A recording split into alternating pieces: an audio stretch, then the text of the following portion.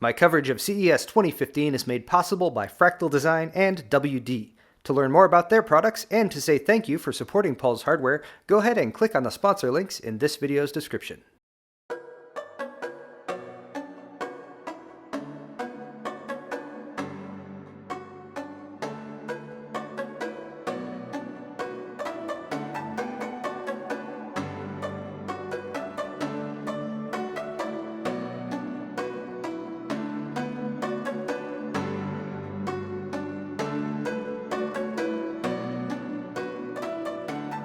I'm over at EVGA now, guys. Sorry it's pretty loud in here, but let's start off with something EVGA has never made before. A keyboard. That's right, this is the Z10. It features Cherry MX Red switches.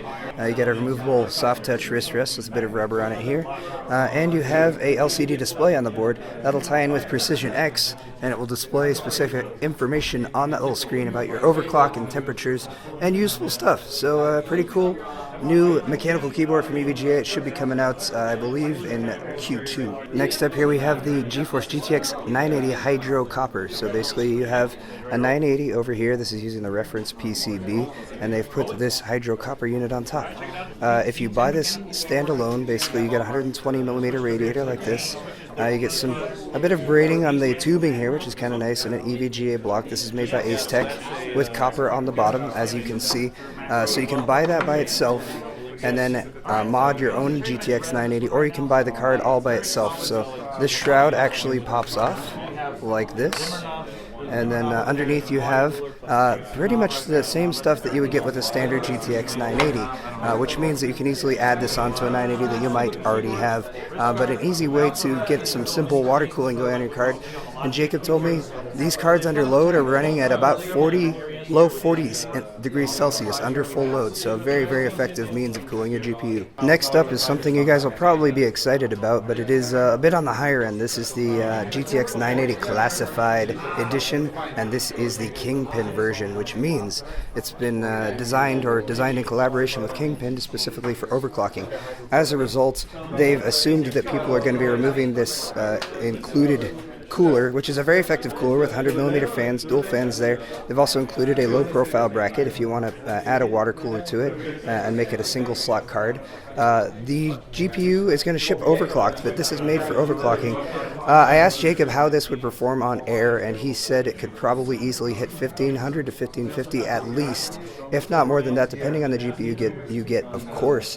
But he said that Kingpin said you could probably, with water cooling on this and maybe even some BIOS tweaks, that he's expecting to hit 2100, 2200 megahertz on the GPU, which is absolutely fantastic.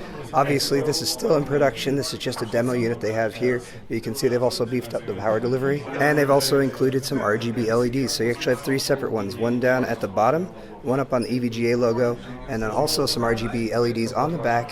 So even if you remove this shroud and you lose a couple of those RGB LEDs, you'll still be able to program these up at the top, and all three of them can be programmed individually. So if you want a light show going on, you can make things pretty gaudy if you want to. Oh, and one other special thing this card can do, since the memory doesn't always like to run as low temperatures when you're doing exotic cooling like liquid nitrogen, the memory on this card actually has built-in heaters to keep it at a higher temperature than the rest of the card if you're doing exotic cooling. Another just one of those random features that probably only really benefits overclockers, but it's going to mean that this card is probably going to be among the best when it comes to high-level GTX 980 OCing. For the Win is neat.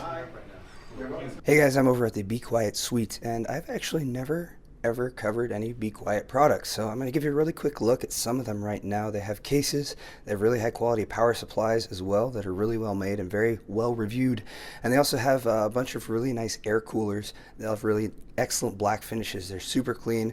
They do a bunch of brushed metal on them and that sort of thing. They have a couple new ones that they're talking about here, including the Shadow Rock LP, which is a low profile unit, so it's going to be great for things like HTPCs or something like a smaller form factor build where you need adequate cooling, maybe even some overclocking, but not necessarily something as monstrous as maybe their larger size Dark Rock coolers. Now, what I want to know from you guys is what products from Be Quiet would you be interested in me covering? Are you more interested in the cases, power supplies, or the air coolers? Let me know in the comments, and I'll see if I can get some and do some reviews on Paul's Hardware. Alright guys, we're at Mionix now, and I have three things to show you here. First is the new Mionix Sargas mouse pads. These are fairly thin rubber-based mouse pads, but what Mionix has done is first they cut these. They have a special process for cutting these at the edges. They do it very slowly. It kind of seals up the edges to prevent fraying. Also, it's totally waterproof on the top, the finish that's on the top of them, but it's also washable. All you have to do is use warm water that's 90 degrees Fahrenheit or hotter. And it's also available in incredibly large size, as you can see right here. And the price range on these is ranging from $10 all the way up to $40. That's not my beer, I promise. Next up, we have a brand new mouse from Mionix. This is the one in the center right here. So on the right, we have the NAS, which is one of my favorite mice. It's got a bit wider base, as well as rests here for your ring finger and your pinky. And that's the one that I like. We also have the AVGA that's over here. This is ambidextrous, so you can use it either way. It's a symmetrical mouse. Also very popular, but they got kind of an in-between going on now with the caster. So basically you have kind of an in-between. You got a bit of grooves there on the right side to provide some contours for the hand. Not quite as wide as the mouse. You still, of course, have side buttons here for forward and back. And Mionix is also keeping up with their tradition of making all of the button clicks on the mouse, whether you're talking left or right, center click here for changing your profile, or forward and back buttons. They make them all feel the same, and it's really just a subtle difference, but once you actually try it out, you're like, that actually makes sense. It feels right that all the clicks click the same with the same clickiness, and I kind of like that one. So moving on to the exciting stuff, Kane has agreed to model for me here. This is Mionix Quantified Gaming QG series, and this is what they have their Kickstarter going for, which is almost over, but they're doing really well. So if you guys want to check that out, you should go over and see the Quantified Gaming Kickstarter. But basically what we got here is a little sensor on the mouse itself, and what that is going to do is make contact with your hand. And then Mionix is going to use their software, which is all open, by the way, in order to gather data. So as you can see here on the screen, you can see the actions that Kane is doing, which is 0 right now because he's not clicking. But once he starts clicking, we see actions up there at the top. We also see how fast he's moving the mouse and that sort of thing.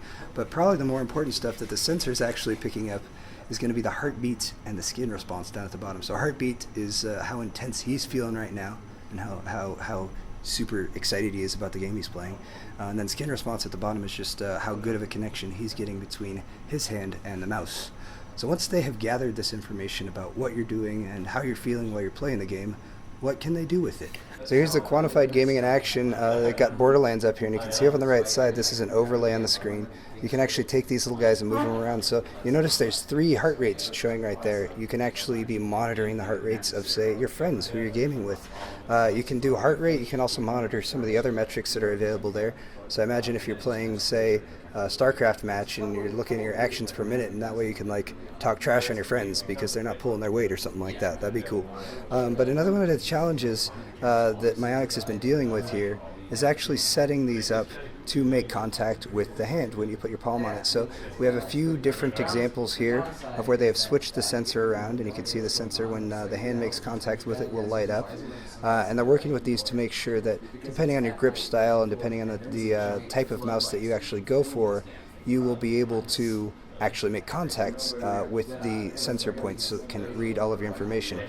Now, practically speaking, these are obviously going to be used for gaming right off the bat, but there's a lot of applications for this. We were discussing the possibilities of, say, a call center where you have calls coming in and a bunch of people out on the floor, and a supervisor could be monitoring the heart rate of everyone who's taking calls and step in if somebody's getting too upset. It could actually be a great boon to customer service all over the place, but that's just one example, and that's what Mionix is really looking for right now. They're building this technology, but they're looking for other examples of ways to use it because they know that what they've thought of so far is awesome, but once this gets out there, there's going to be a ton more people who are going to come up with a bunch of excellent ideas for how to use this technology. Alright guys, I'm over here at ASUS. I'm in the ROG booth. We're at Trump Tower, and ASUS always has a ton of stuff, so I'm going to try to run down a lot of it. Not much going on new from the motherboard or video card side. However, they have introduced some SLI bridges, which are pretty cool. They're light up, they have ROG logos on them, and they plug in and they will give your system a nice cool look, especially if you're rocking ROG hardware. Super sweet. Alright, moving down the line, of course we have the ROG Swift monitors. Actually guys, I had to come back to this one because this is a new ROG Swift monitor. This is the PG27AQ, and this is 4K. It's a 4K IPS panel, 60 hertz, and it has G-Sync enabled. So basically all the goodness that you guys saw with the original 1440 ROG Swift monitor, but now in 4K. Not quite as high as a refresh rate, but I think the inclusion of G-Sync will really help offset that. Moving further down, we have all the Tech Syndicate guys just watching me right now. Logan's still over my shoulder, as he always is. Okay. Strix, though. Strix has some new stuff going on right now. So here is a new mechanical keyboard from Strix. Full keyboard. We got 104 keys plus some extra stuff. We got some macro keys down on this side. This one is using Cherry MX Brown switches, which is my personal favorite. Also going to be available with blues. And then they're considering other switches too, depending on customer feedback and demand. Yes, beautiful. And of course you can pop off the keycaps and everything. Moving on though, some more Strix peripherals. So this is the Strix 7.1 headsets. Not simulated 7.1, mind you. There are individual drivers in there, so it's true 7.1. Memory foam up there in the headrest. Nice big pads in there, so check out the Strix 7.1 headset if you're looking for something new. It also lights up on the side, continuing the kind of owl logo that Strix is known for. You also get a breakout box right there so you can control it and all that good stuff. The Strix Claw mouse has been out for a little bit, but it is still available if you guys are interested. 5,000 DPI optical sensor on this one. ASUS has gotten a lot of good feedback about this one. Entering into the peripherals market. This is also the boom mic for that 7.1 surround headset. Over here is the G20 AJ. Basically, this is a desktop system. It's pre-built. It's got really nice hardware in there, an i7 4790 and a GTX 980 built in. So if you're looking for a desktop system and you're not really wanting to build one yourself, this one's really well made. It's got cool design on the top. It's got some LEDs going on the front. Very aggressive design, very small footprint on the desktop as well, and very quiet. Ladies and gentlemen, this is probably one of the more exciting things that ASUS has on offer. So this is something they're working on. This is not available yet. But if you guys are familiar with the DisplayPort standard called Adaptive V-Sync, it's known by some other names in the industry, but we're not supposed to use those now. But I will be free to synchronize my footage with the audio that I'm recording. I'm just saying that right now because that's how I'm recording stuff. Okay, basically what we have here is a 120 hertz IPS panel. Yes, 120 hertz and IPS. 2560 by 1440, which I think is a great option because it's not quite 4K, but it's going to be a lot easier to push with graphics cards. 5 millisecond response time, which is excellent for IPS. And you got OSD navigation and all that good stuff.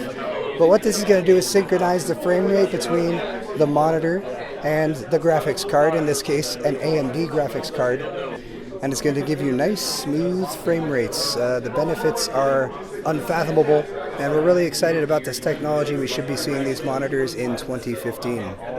And lastly, I could not leave without going over these custom builds that ASUS has commissioned specifically for their Sabertooth Z97 Mark S, the all-white special edition limited run motherboard. It's a really nice Tough Series Z97 board. This is a Humvee design by Ace Finland, which is clearly meant to show the durability and toughness of the ASUS Tough Series boards. And of course all white because the Sabranco, formerly known as the Sabranco, now the Mark S, is also all white. We also have Project Snowblind over here. This was by Darth Beavis, who is an excellent case modder, also with Primo Chill. Just a really unique build, the way they've got everything set up vertically here. Really nice looking, and I love the white liquid with clear tubing that they've done here as well, with two big old reservoirs in the back. Very unique build and a great way to showcase not just the Z97 Mark S, but also the ASUS video cards that are in there too.